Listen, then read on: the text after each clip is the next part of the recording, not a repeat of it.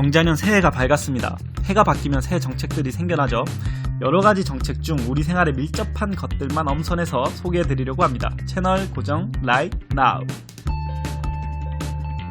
올해부터는 부동산 계약서상의 중개수수료가 정확하게 기재되어 있어야 됩니다. 중개수수료의 경우 중개사가 받을 수 있는 최대 요율이 정해져 있는데 최대 요율이 마치 중개사가 받는 고정 요율인 것처럼 여겨지고 있어서 이를 막기 위함이라고 하네요. 최저시급이 8,350원에서 8,590원으로 전년보다 2.9%인 240원이 인상됩니다. 월급으로 계산하면 179만 5,300원인데요. 근데 9급 공무원 첫 봉급이 163만... 올해부터 마트의 포장용 종이 박스 사용이 금지되었는데요. 이 규제의 가장 큰 이유는 박스에 사용되는 테이프 때문에 재활용이 어렵고 환경오염을 유발한다는 이유에서였습니다.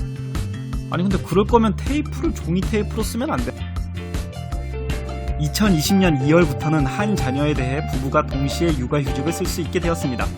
이 경우 3개월간 통상임금의 80%를 받게 되는데요. 울산시청의 경우에는 여기서 더 나아가 승진도 유리하게끔 만들어준다는데 참고로 저는 미혼입니다.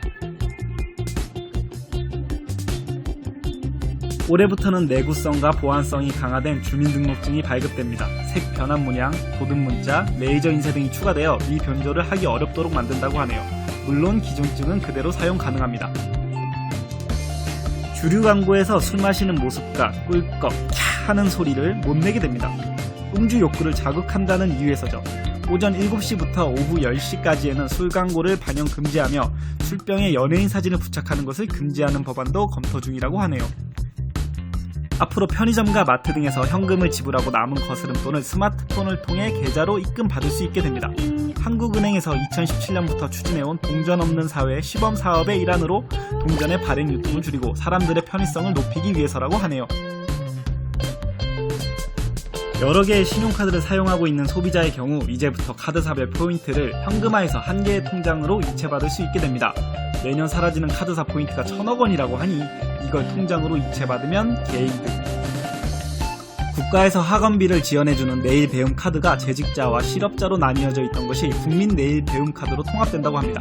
유효기간도 5년으로 연장되고 지원비용도 최대 500만원으로 늘어. 이런 게 있었어? 울산에서 중학교나 고등학교로 진학하는 신입생들에게 교복비를 전면 지원합니다. 급식의 경우 무상급식에서 친환경 무상급식으로 확대하는 등 교육복지 선도 도시로 앞장서겠다고 합니다. 이제 재미만 있으면 되겠네요.